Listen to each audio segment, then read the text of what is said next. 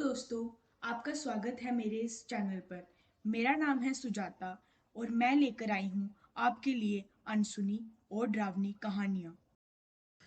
कुछ अजीब और दुर्भाग्यपूर्ण घटनाएं हमारे जीवन में होती रहती हैं, जिसका मतलब हम कभी समझ नहीं पाते हैं। तो मैं क्या ही कहूँ, मैं आपको अपने साथ बीती एक घटना सुनाता हूँ। भूतिया, रहस्यमय या अजीब, लेकिन आप अगर मुझसे पूछें तो मैं इसे पैरानॉर्मल कहना चाहूँगा। ये मेरी कहानी है। मैं चाहता हूँ कि आप मेरा नाम ना जानें, क्योंकि इस कहानी को सुनने के लिए मेरे नाम की कोई आवश्यकता नहीं है। ये साल 2017 की बात है।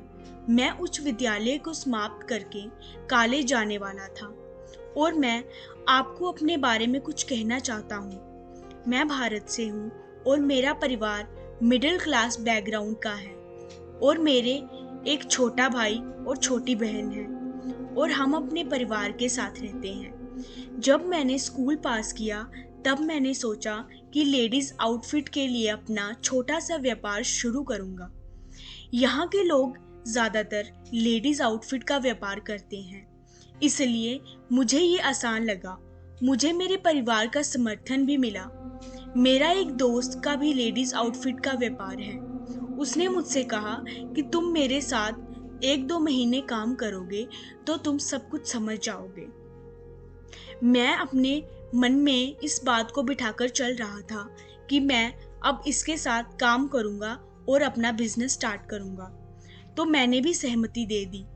उसके घर से मेरा घर बहुत दूर नहीं था, लेकिन जाने में समय लगता था क्योंकि रास्ते में थोड़ा घुमाव है, लेकिन एक शॉर्टकट भी था। ये कब्रिस्तान के बीच का शॉर्टकट था। मैं दिन के समय कब्रिस्तान के रास्ते से आता जाता था, लेकिन रात में मैं सड़क के रास्ते से जाता था।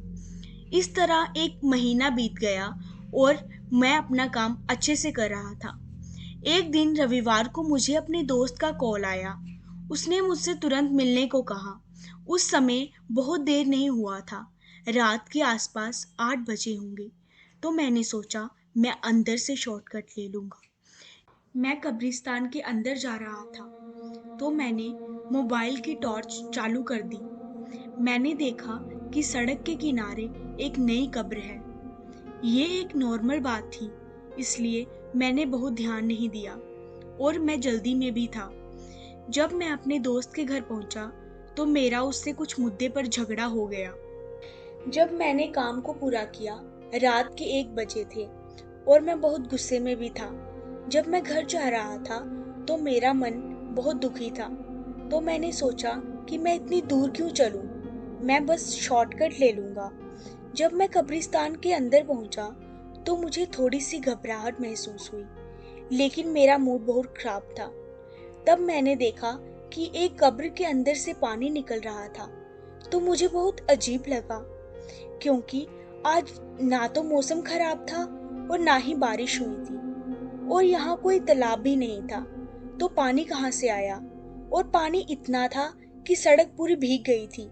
इसलिए मैंने सड़क की दूसरी तरफ से जाने का सोचा, लेकिन अचानक बहुत तेज हवा चलने की आवाज आई, लेकिन हवा नहीं बह रही थी। तो मैं बहुत हैरान हो गया, ये क्या हो रहा है? ऐसा मेरे साथ कभी नहीं हुआ था। मेरा मूड अभी बुरा नहीं था, बस थोड़ा डरा हुआ था। तब मैंने थोड़ी तेज चलना शुरू किया, लेकिन मैंने देखा कि एक पेड़ बहुत तेजी से हिल रहा था, मानो कोई उसे पकड़कर हिला रहा हो। लेकिन ऐसा संभव नहीं था, क्योंकि कोई इंसान इतना बड़ा नारियल का पेड़ नहीं हिला सकता। बिना कुछ सोचे मैं पानी के दूसरी तरफ भाग गया। फिर अचानक मेरे पीछे से बहुत तेज हवा चलने की आवाज आई और हवा में अजीब सी आवाज थी, जैसे कोई मेरे कानों में चिल्ला रहा हो। लेकिन मैं रुका नहीं, मैं भागता रहा और भगवान का नाम लेता रहा। और मैंने देखा कि कब्रिस्तान के बीच में बहुत बड़ा लैंप पोस्ट है। वहां बहुत रोशनी थी और 2 या 3 आदमी खड़े थे।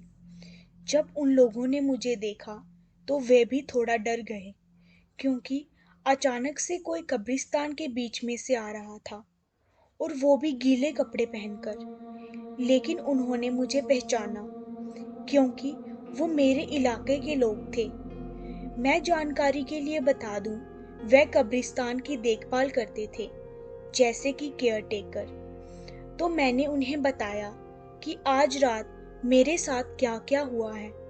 उन्होंने सब कुछ सुना। उन्होंने कहा, अब तुम घर जाओ और कभी भी रात को कब्रिस्तान के अंदर से जाने का प्रयास मत करना। मैं अपने घर की ओर बढ़ा। जब मैं घर पहुंचा तो मेरे घर में सभी सो रहे थे। तो मैंने इस रात के बारे में किसी से बात नहीं की।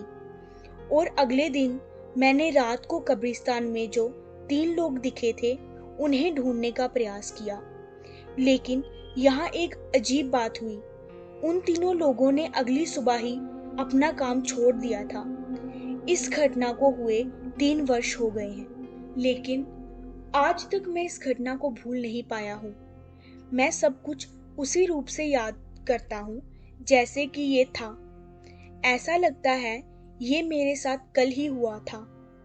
और मुझे नहीं पता कि उन तीनों लोगों के साथ क्या हुआ। मैंने उन्हें उस रात से आज तक नहीं देखा।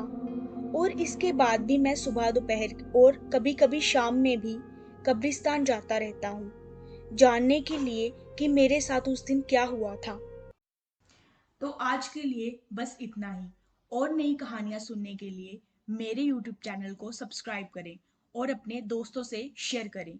इसी के साथ मैं आपसे विदा लेती हूँ। फिर मुलाकात होगी एक सच्ची और डरावनी कहानी के साथ।